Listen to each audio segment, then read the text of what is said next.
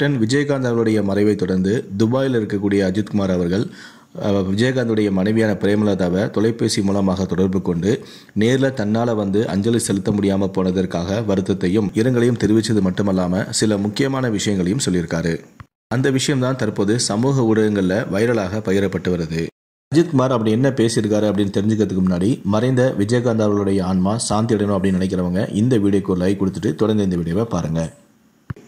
கடந்த சில வருடங்களாகவே உடல்நலக்குறைவால் பாதிக்கப்பட்ட விஜயகாந்த் அவர்கள் கடந்த 28ஆம் தேதி மியாட் மருத்துவமனையில் அதிகாலை 6:10 மணி அளவில் உயிரிழந்தார். அவருடைய இறப்பானது ஒட்டுமொத்த தமிழக மக்களிடையே பெரும் அதிர்ச்சியையும் சோகத்தையும் ஏற்படுத்தியிருக்கு. கேப்டனுடைய இறப்பு செய்தியை கேட்டு லட்சக்கணக்கான மக்கள் நேரில் சென்று அவருக்கு அஞ்சலியும் செலுத்தினாங்க. மேலும் மரியாதை நிமித்தமாக கமல்ஹாசன், ரஜினி உள்ளிட்ட முக்கியமான பெரிய நடிகர்கள் எல்லாமே நேரில் சென்று அஞ்சலி செலுத்தினாங்க. சில நடிகர்கள் வெளிநாட்டில் இருக்கிறதால அவங்க வீடியோ மூலமாக சமூக வலைத்தளங்களை தங்களுடைய இரங்கலை தெரிவிச்சிருந்தாங்க. நடிகர் சங்கத்துடைய தலைவராக இருந்தபோது விஜயகாந்த் பல பேருக்கு பல உதவிகளையும் செஞ்சிருக்காரு, நிறைய திட்டங்களையும் கொண்டு வந்திருக்காரு. ஸோ அப்படிப்பட்ட முக்கியமான மனுஷனே இறந்து போன பிறகு ஏன் நீங்கள் வெளிநாட்டிலேருந்து வரலை அப்படின்னு சொல்லி நிறைய பேர் அஜித் மேலே கோபப்பட்டாங்க. உங்கள் வீட்டில் ஏதாவது ஒரு விஷயம், ஏதாவது ஒரு அசம்பாவிதம் நடந்தால் உடனே டிக்கெட் போட்டு வர முடிஞ்சதில்ல, ஏன் விஜயகாந்த் அவர்களுக்கு நீங்கள் வரலை அப்படின்னு சொல்லி பல பேர் தங்களுடைய வருத்தத்தையும் தங்களுடைய கோபத்தையும் சமூக ஊடகங்களில் வெளியிட்டாங்க.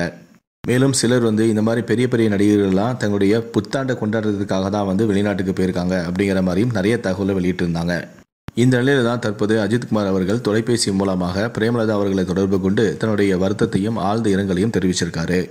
மனைவி கிட்ட மட்டுமல்ல, அவருடைய மகன்களிடையும் பேசிய அஜித்குமார் ஆறுதலான சில விஷயங்களையும் வார்த்தைகளையும் பேசியிருக்காரு.